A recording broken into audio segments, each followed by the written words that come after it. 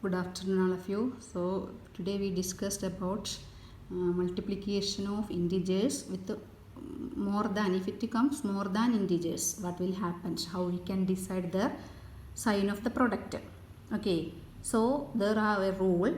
If there is even number of negative integers, then the product sign will be positive. And if there are odd number of negative integers, okay, when we count the negative integers and if it is odd number 1, 3, 5 or 7 numbers negative integers are there, then product will be negative. That is the rule behind it. So when we take the first example here, minus 7 into minus 5 into minus 1, 3 integers are negative. So how many negative integers are there? 3 negative integers are there. So the product sign will be negative. Then normally we multiply the number 7 into 5, 35, 35 into 1, 35 itself. So the answer will be minus 35. Now in the second example you look minus 2 into minus 2 into minus 3 into minus 1. How many negative integers are there?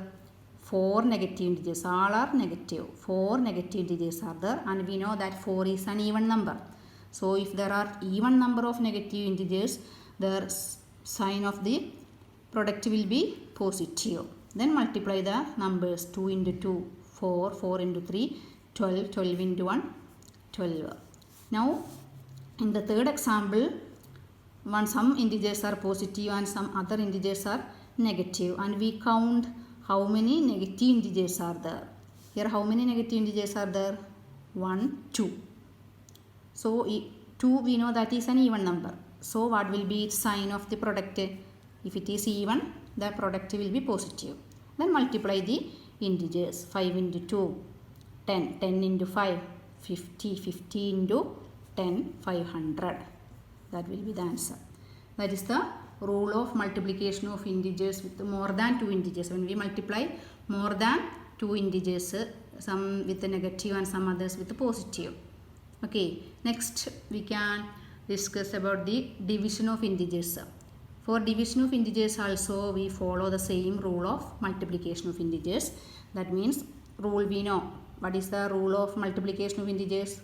That means when we multiply any two integers with the same sign, the product will be positive. And if we multiply two integers with a different sign, their product will be negative. Same rule we can follow in the case of division also. That is one example, minus 14 divided by minus 2. Here both integers are negative. So first we find out the division of 14 and 2. 14 divided by 2, that we know 7. Then check the sign of both numbers. Both are minus. So its quotient is plus. And if both the numbers are positive, that case also, if it is plus 14 and plus 2, plus 14 divided by plus 2, its answer will be 7 with the plus sign. Both integers are with the same sign. Now if one integer is negative, that is minus 14 divided by plus 2. Minus 14 divided by plus 2. Here one integer only negative. So the answer will be minus 7. If we change the sign of dividend and divisor, that case also, if it is 14 divided by minus 2, in that case also, here only one integer is negative, so its product will be minus 7. Okay, next we want to learn the properties of integers. Properties of integers, first we can discuss about closure property. Before discussing closure property of integers, we can just remind what is the property of closure property of whole numbers that we already learned in 6th standard.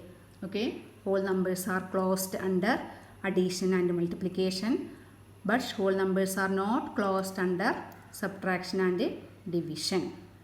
Okay, that same property we want to use in the case of integers also. Okay.